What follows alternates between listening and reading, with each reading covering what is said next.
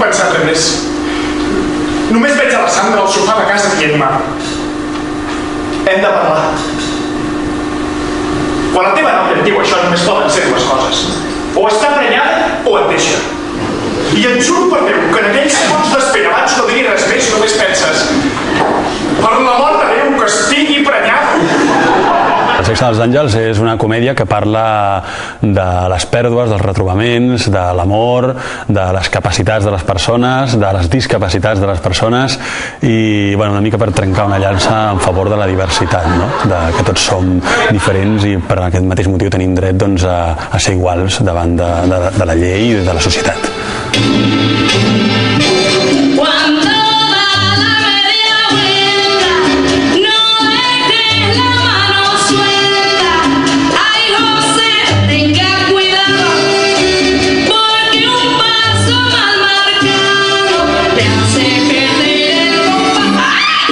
Adolfo es un gay declarado, deficiente visual debido a una retinitis. No ve absolutamente nada, como yo.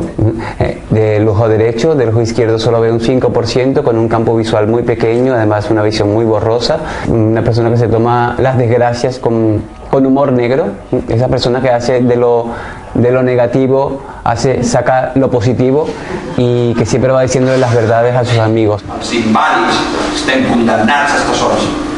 Es així. La tortilla, mi amor. Vero tiene novia. Y yo me casé hace un mes. He tenido montones de ríos, ¿sabes? Porque tú sabes que cuando yo me quedé ciego dije: Adolfo, basta de llantos. O te tiras a las 10 del tren o te tiras a la maquinista. Y yo dije: ¿qué coño? Pues me tiro a la maquinista, que estaba bueno.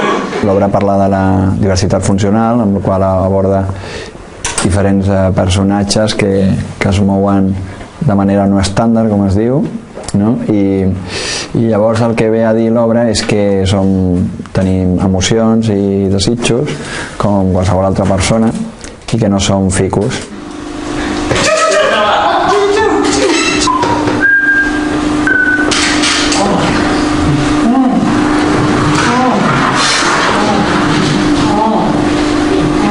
¿Qué estás haciendo, maricón?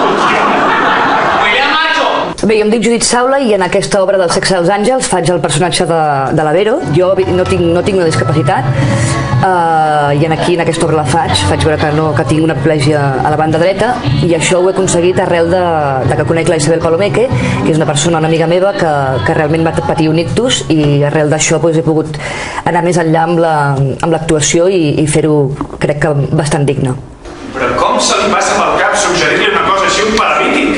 Prou penes de canviar els que esteu així com per haver d'amoïnar-vos per buscar parella.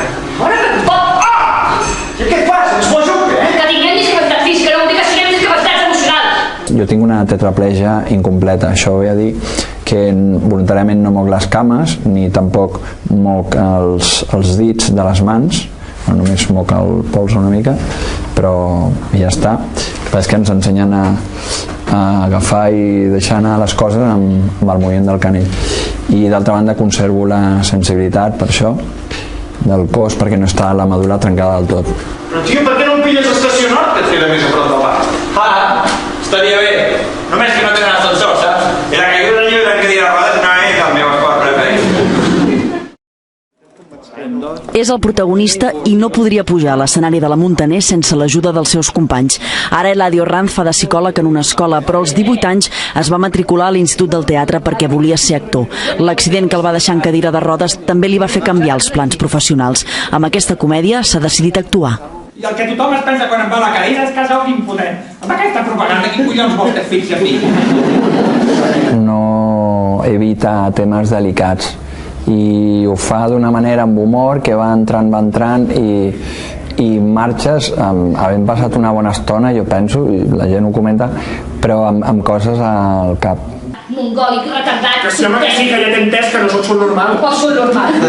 Les barreres físiques i mentals que han de superar les persones amb diversitat funcional són el tema d'aquest muntatge, i no només.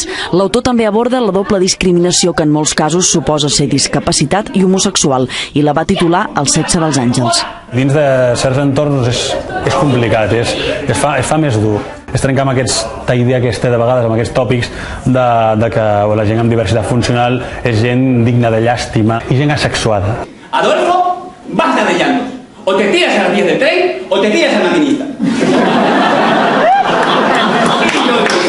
Ni lamentacions ni compassió. L'equip d'aquesta obra tria la via de l'humor perquè el teatre també trenqui clixés i sigui qüestió de poc temps que algun dels personatges que surten a l'obra també puguin aparèixer amb tota naturalitat en qualsevol altre espectacle. Gemma Ruiz, TV3, Barcelona.